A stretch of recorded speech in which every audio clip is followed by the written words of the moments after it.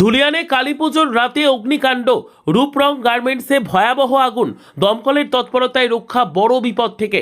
মুর্শিদাবাদ জেলার শামশেরগঞ্জের ধুলিয়ান বিধান সরণি রোডে কালীপুজো ও দীপাবলির আনন্দ মুহূর্তেই পরিণত হলো আতঙ্কে। সোমবার গভীর রাতে হঠাৎই রূপরং গার্মেন্টস নামে একটি পোশাকের দোকানে আগুন লাগে। মুহূর্তের মধ্যে আগুনের লেলিহান শিখা গার্মেন্টসের ভেতর ছড়িয়ে পড়ে। এলাকায় তৈরি হয় ব্যাপক চাঞ্চল্য। স্থানীয় বাসিন্দারা প্রথমে নিজেরা জল ঢেলে আগুন নেভানোর চেষ্টা করেন, কিন্তু আগুনের তীব্রতা বাড়তে থাকলে খবর দেওয়া হয় দমকল ও শামশেরগঞ্জ থানার পুলিশকে। ঘটনাস্থলে দ্রুত পৌঁছে যায় দমকলের একটি ইঞ্জিন ও পুলিশ বাহিনী।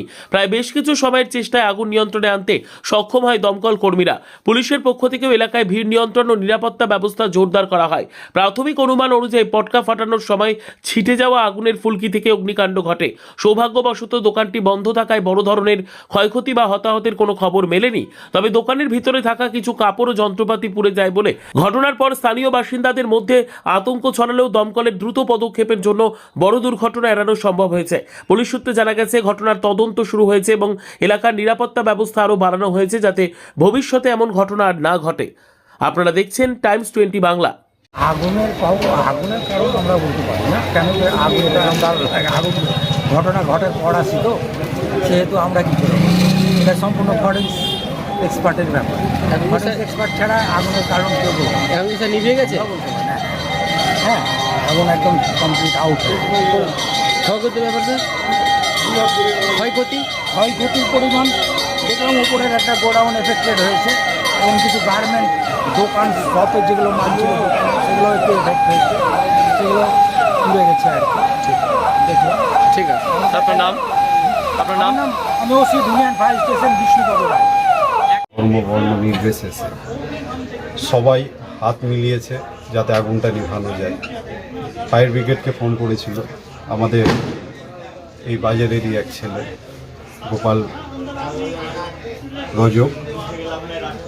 তড়িঘড়ি আমরা উপরে উঠতে পারি না, এত ধোঁয়া।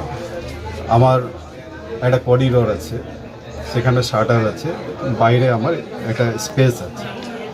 সেই স্পেসে আমার রেডিমেডের কিছু মাল রাখা ছিল, আর কিছু কার্টুন, কিছু বস্তা এগুলো রাখা ছিল, শীতের মাল কিছু রাখা ছিল আমার। তো আমি যেটুকুটা আজ করলাম, কারণ আপনারা দেখছেন আমার হাতা ফেলা আছে। আমি দোকান বন্ধ করলেই, এটা আমাদের চিরাচরিত, দোকান বন্ধ করলে মেন সুইচ ফেলে আমরা দোকান বন্ধ করি। শর্ট সার্কিটের কোনো এখানে গল্প নেই। যেটুকুটা আমি বাজারে এসে যারা পথচারিত কিছু লোক এবং কিছু বাজারে ছেলেগুলো ঘুরছিল, আমি শুনলাম মনে হচ্ছে যে আমার এখানে একটা জানি না কি শত্রুতা আছে আমার সঙ্গে।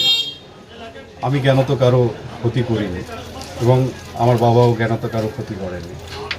আজকে রূপরং টেলার, এটা প্রায় 40-42 বছরের এই প্রতিষ্ঠান আজকে রূপরং গার্মেন্টস হিসাবে পরিচালিত হচ্ছে। বাইরে থেকে কিছু দুষ্কৃতি হোক বা সমাজবিরোধী হোক, তারা পরিকল্পিতভাবে বাইরে, যেখানে আমাদের জঙ্গিপুর পিডি থেকে নিষেধাজ্ঞা আছে রাত্রি 10টার পরে কোনো শব্দবাজি হবে না। রাত্রি 10টার আগে শব্দবাজি যা মানে উৎসব আনন্দ উপভোগ যা করার রাত্রি 10টার আগে করে নিতে পারে, যেহেতু এটা সরকারের নিয়মও।